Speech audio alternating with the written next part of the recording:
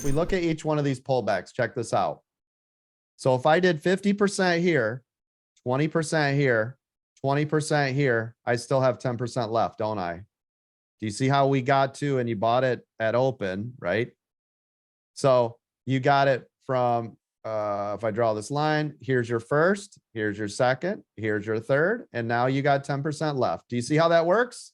This is why we collect on those pullbacks. Does that make sense? Does everybody now? Do you understand why we do this? Yes, sir. Yes, coach. Okay, good. But what sir. about people who can only do one contract at a time? Well, I always recommend to do two, right?